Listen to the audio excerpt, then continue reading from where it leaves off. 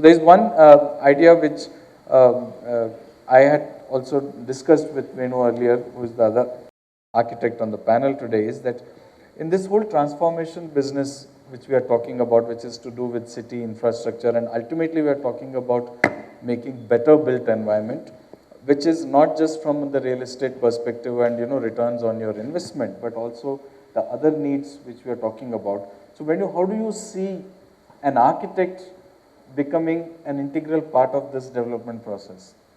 Most of the time we are at the far end of the process. When the project is already formalized, you are offered, okay, here is the site, will you design a building for me?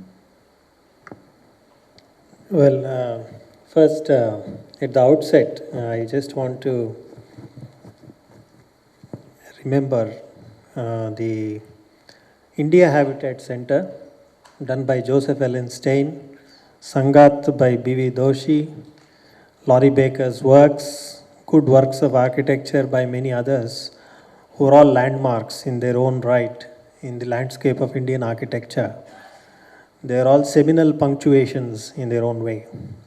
So with that takeoff, I would say that the perception of landmark itself needs to change. So that is what I would, in a way, refer to the first discussion, which was about landmark.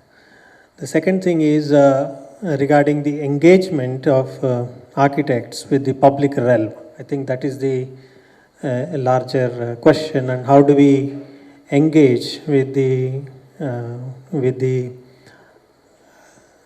urbanization agenda. I wouldn't want to catch on to any of those words, whether it is transformation or otherwise.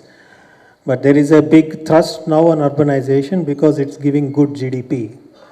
So the urbanization agenda has been picked on by the government, and how can architects lock into this urbanization agenda? There is a very tangible process now. The process is grounded by the Government of India. For a while I might look like a government employee talking on behalf of Narendra Modi. But there is a simple structured process that is grounded. And this urban reformation or transformation or whatever it is, improvement of urban areas is going to happen under three segments. One is the retrofitting segment. The other is the redevelopment segment. The third one is the greenfield segment.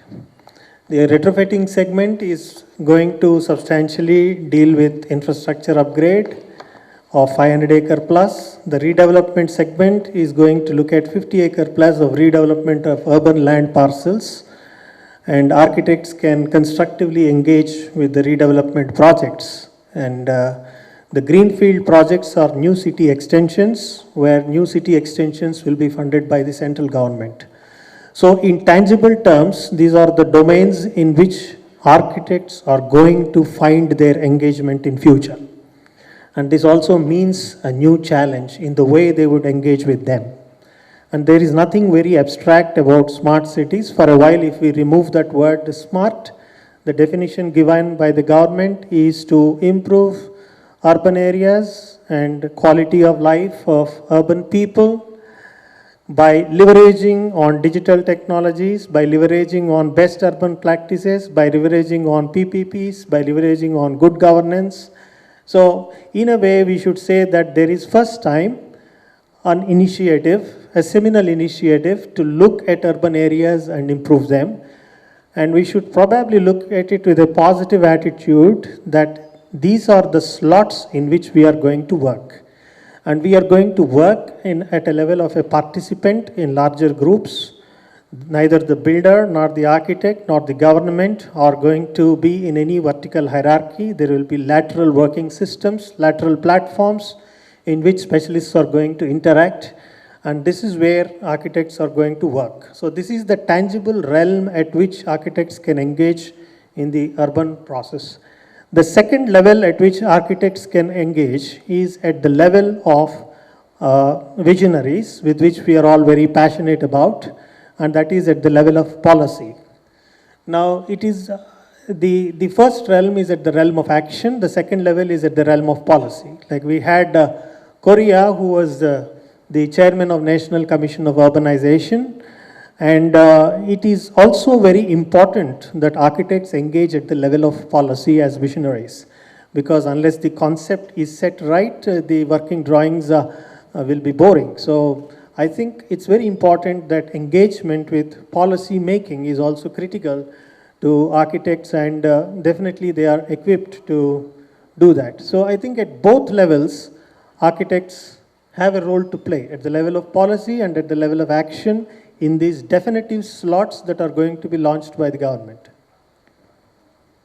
Okay, so I think your observation appears to be pretty positive. I can see a lot of work for all of us in coming times.